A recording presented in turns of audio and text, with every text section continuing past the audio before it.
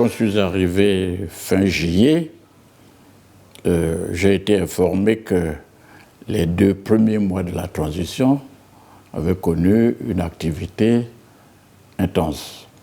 Et après, il y a eu une période que certains considéraient comme un flottement, mais en fait, c'était la préparation des grandes décisions.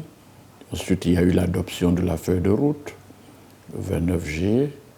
Et à partir de là, surtout à l'occasion de la fête nationale, je crois que le processus s'est accéléré avec l'annonce par le président du comité militaire de transition de la participation des politico-militaires au dialogue national, la création des 2 comités chargés de l'organisation de ce dialogue, la mise en place des institutions qui restaient à installer. Je crois que nous avons connu là une accélération à un rythme soutenu du processus. Et à telle enseigne que 6 mois après, on peut dire que cette première étape a été franchie dans les délais. Bien sûr, il reste toujours des interrogations, des préoccupations. Les acteurs sont tous engagés, c'est vrai, dans le processus, mais il y en a qui estiment que peut-être on peut faire mieux. Ils s'interrogent sur la représentativité des acteurs dans certains organes, sur la transparence du processus. Et depuis quelques semaines, depuis qu'il y a ces pré-dialogues, qui s'interrogent surtout sur la qualité des débats. Est-ce qu'on touche les problèmes de fond? Est-ce que... Il y a ces interrogations. Mais je crois qu'à l'étape actuelle, ce qui est intéressant, c'est que des synthèses seront faites. Je crois que les organisateurs auront l'intelligence de recueillir tous les éléments susceptibles de satisfaire la plus grande majorité de la population, parce qu'il me semble que les acteurs sont vraiment intéressés. S'il y en a qui hésitent, c'est parce qu'ils s'interrogent sur certaines conditions qui ne sont pas remplies. D'où notre travail à nous, l'Union africaine, c'est d'abord d'appeler au respect de ce que nous considérons comme une base essentielle, à savoir l'inclusivité, le caractère pacifique du processus, le côté consensuel et sincère du dialogue. Donc, une invite aux autorités pour que ces conditions soient réunies, pour qu'on élargisse le plus possible la base de la participation, et d'autre part, du côté de ceux qui restent réticents, une invite à éviter toute forme de politique de la chaise vide, parce que ça n'a pas toujours été payant, on l'a vu ailleurs. Mais enfin, rien n'est perdu. À l'occasion du dialogue, je crois que les acteurs tchadiens, qu'ils soient politiques ou sociaux, trouveront la meilleure formule pour satisfaire les attentes de la population.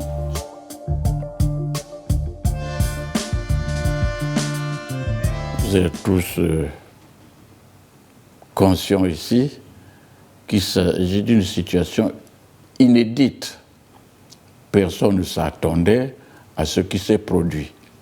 Et il y a eu l'émotion, pas seulement à l'étranger, mais ici également. Et je crois que les Tchadiens commençaient déjà à s'organiser même pour quitter le pays, parce que les lendemains n'étaient pas très certains. Alors, il y a eu cette période, je veux dire, d'inquiétude profonde. On dit le Tchad va imploser. Et si le Tchad implose, c'est toute notre barrière là, de l'architecture africaine de paix et de sécurité qui risque de sauter. Un verrou important. Alors, que s'est-il passé? On s'est demandé, faut-il revenir aux règles habituelles d'évolution du pouvoir, selon les normes constitutionnelles? Quand on nous explique que cela n'a pas été possible, nous ne pouvions pas monter sur place une équipe pour mener des enquêtes, pour voir pourquoi le président de l'Assemblée n'a pas pu exercer son rôle, ses pouvoirs. Écoutez, nous sommes dans le feu de l'action.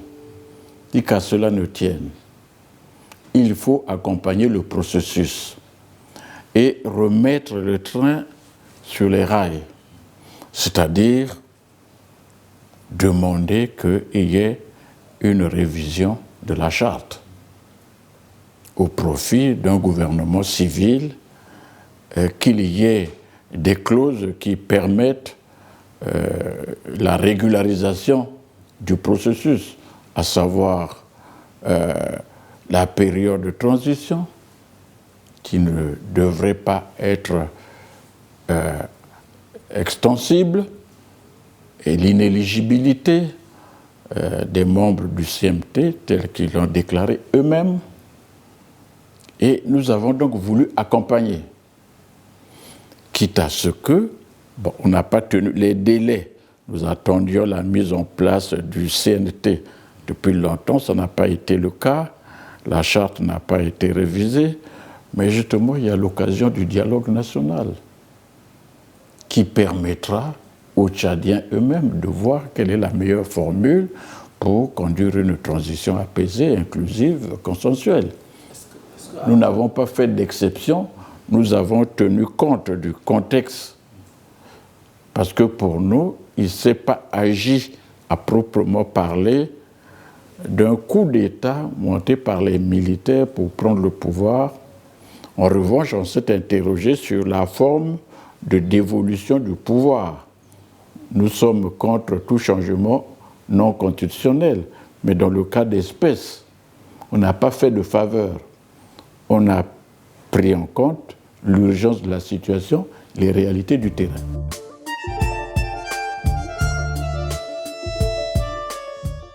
Au départ, il y a eu comme un malentendu sur la procédure. Rien d'autre.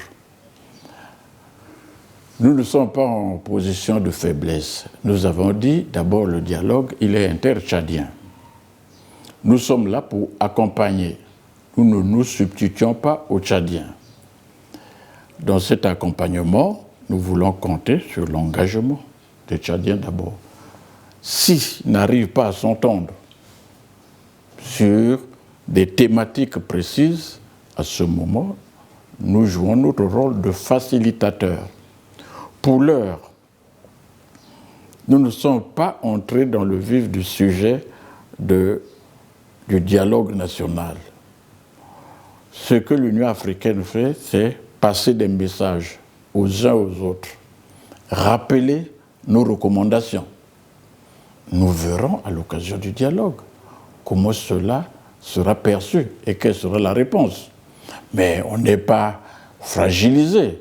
Nous regrettons seulement les lenteurs administratives de notre part parce qu'on devrait depuis longtemps déjà avoir une équipe ici justement qui serait chargée du suivi de toutes ces recommandations. Elle arrive bientôt, mais nous avons pris du retard.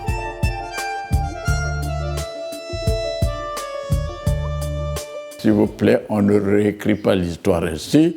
Les coups d'État en Afrique ne sont pas nés depuis avril 2021. Le coup d'État au Mali a existé avant. On a parlé plutôt de coup d'État dans le coup d'État. Ce n'est pas la même chose.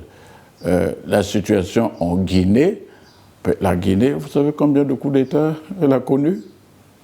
Ce n'est pas la situation au Tchad qui a déclenché les coups d'État. Nous avons un problème de fond, c'est la gouvernance et le respect de nos propres engagements, de nos décisions. Nous avons des politiques communes, des valeurs partagées. Et nous avons surtout, en ce qui concerne les changements de régime, nous avons une charte africaine de la démocratie, des élections et de la gouvernance, qui est souvent bafouée avec la question que vous connaissez tous des troisièmes mandats. Et nous nous interrogeons. Dernièrement, on a eu une retraite des envoyés spéciaux à Nairobi il y a 2 semaines.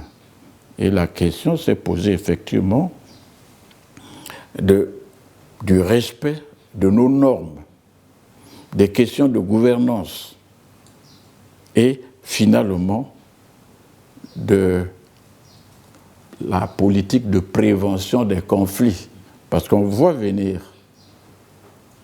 on ne réagit pas avant, on réagit après coup. C'est ça qui constitue la faiblesse. C'est lorsque les signaux deviennent rouges qu'il faut aussitôt réagir. Je crois que ça, c'est en discussion.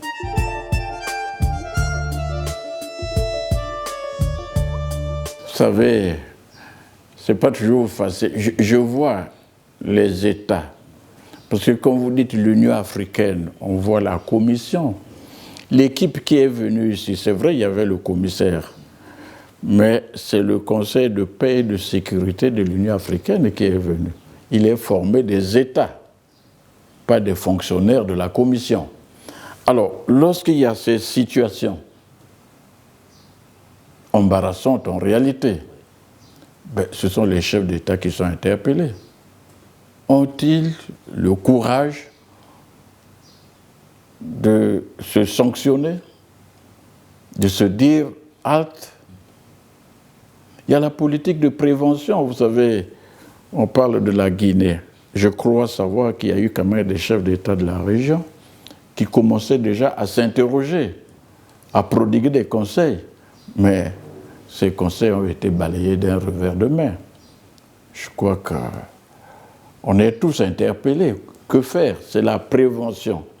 Par contre, on envoie un envoyé spécial ou on fait la médiation ou on on installe une opération de maintien de la paix. Ça, c'est l'échec déjà. Il faut prévenir.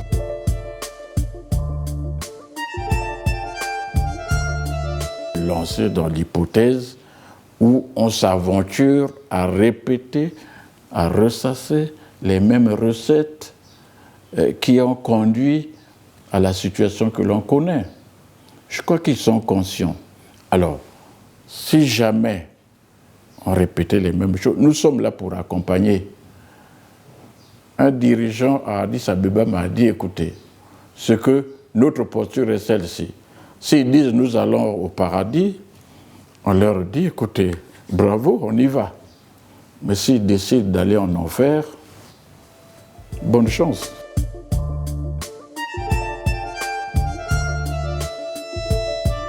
Bon, j'ai dit tout à l'heure que la démarche était à encourager avec, on peut appeler cela consultation, pré-dialogue dans les provinces, à l'extérieur, en direction de la diaspora, des groupes armés. Je crois que c'est un bon processus, la démarche en elle-même. Ça permet dans un premier temps de recueillir tous les avis. Et dans le cas des politico-militaires, je crois savoir que des missions ont été dépêchées. Il y a quelques jours, j'ai rencontré le président Goukouni qui est rentré lui-même d'une de ses missions à Doha. D'autres ont été à Paris, ailleurs. Dans l'ensemble, ce qui a été enregistré, c'est un accueil positif de l'initiative. Les principaux groupes se sont engagés à participer au dialogue en posant des conditions, bien sûr. Nous le savions déjà. Nous avions déjà, en tant qu'Union africaine, discuté de cela avec l'équipe du président Goukouni Weddey pour dire qu'il faudrait déjà penser à certaines conditions qui seront posées. C'est ce qui a été fait par les principaux groupes. Ils sont prêts. Je crois qu'ici aussi, du côté du pouvoir, des organisateurs, ils sont conscients que ce sont des problèmes qui devront faire partie du pré-dialogue qui sera convoqué certainement dans les semaines à venir à l'étranger et ces questions seront abordées. Donc, c'est tout à fait légitime que certains s'interrogent, conditionnent leur participation à la satisfaction de certaines questions, certaines revendications. Ça me paraît sain.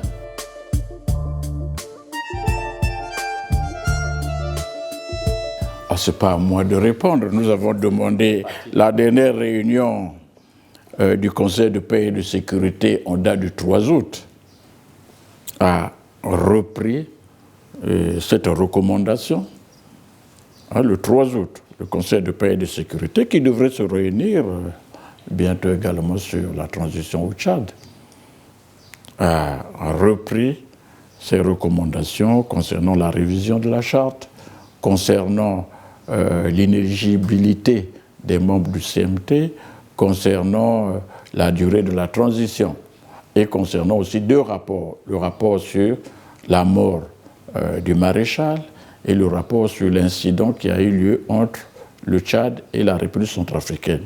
Ce sont des rapports que nous attendons. Les 2 rapports, j'en ai discuté avec le gouvernement, un procureur a été saisi, ce sont des questions de justice. Nous rappelons que nous attendons toujours ce rapport-là.